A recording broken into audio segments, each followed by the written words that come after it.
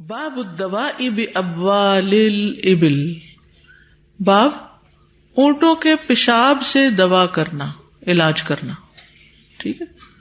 حدثنا موسیٰ بن اسماعیل حدثنا حمام عن قتادہ عن انس رضی اللہ عنہ ان ناسا اجتبوا فی المدینۃ فامرهم النبی صلی اللہ علیہ وسلم ان یلحقوا براعیہ عن الابل.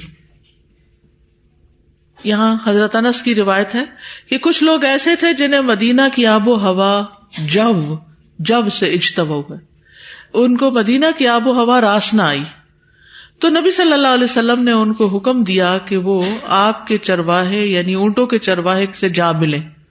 فَيَشْرَبُوا مِنْ أَلْوَانِهَا وَأَبْوَالِهَا، تو وہاں جا کر ان کا دودھ بھی پئیں اور ان کے پیشاب بھی. فَلَحِقُوا بِرَاعِيهِ، تو وہ وہاں پر اونٹوں کے چرواہے سے جا ملے. فَشَرِبُوا مِنْ أَلْبَانِهَا وَأَبْوَالِهَا، اور اونٹوں کا دودھ اور پیشاب پینے لگے. حتی صلحت ابدانہم، یہاں تک کہ ان کے جسم بالکل تندرست ہو گئے. فقتلوا الراعی، تو انہوں نے راعی کو قتل کر ڈالا، چرواہے کو مار ڈالا. وساقوا الابل، اونٹ ہانک کے لے گئے.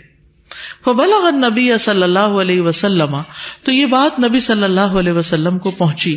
فبعث فی طلبہم، تو آپ نے ان کے پیچھے کسی کو بھیجا، ان کو طلب کر لیا. فجیء بہم، تو انہیں پکڑ کے لایا گیا. فقطع ایدیہم وارجلہم، تو آپ نے ان کے ہاتھ اور پاؤں کٹوا دیے.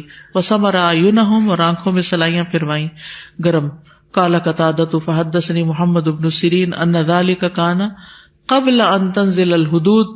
محمد بن سیرین کہتے ہیں کہ یہ حدود کے نازل ہونے سے پہلے کی سزا ہے. جب حدود کا حکم آ گیا کہ کس غلطی پر کیا سزا دو، تو پھر اس کے مطابق ہونے لگا. کہا یہ جاتا ہے کہ یہ لوگ دراصل ڈاکو اور راہزن ہی تھے، تو مدینہ میں آ کر بظاہر اسلام قبول کر لیا، اوپر سے مسلمان ہو گئے، لیکن اندر سے ان کی عادت تبدیل نہیں ہوئی تھی. اسی لیے انہوں نے وہی کیا جو ان کی عادت بنی ہوئی تھی.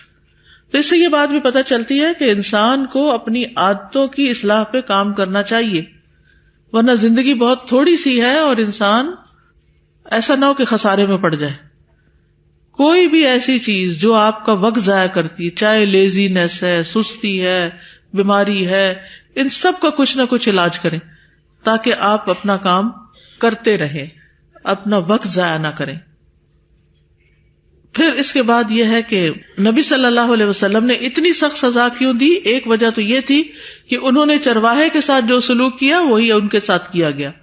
دوسری بات یہ تھی کہ آپ صلی اللہ علیہ وسلم نے فساد کو ختم کرنے کے لیے یہ طریقہ اختیار کیا تھا کہ اگر کچھ اور لوگ بھی ایسی ذہنیت رکھتے ہیں تو وہ جان لیں کہ پکڑے گئے تو بڑی سخت سزا ملے گی، تاکہ وہ اس طرح کے فساد سے باز آ جائیں.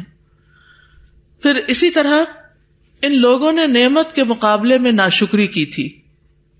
ٹھیک، اونٹوں کو چوری کیا، آدمی کو اغوا کیا، قتل کیا، اس آدمی کی آنکھوں میں گرم سلاخیں ڈالی.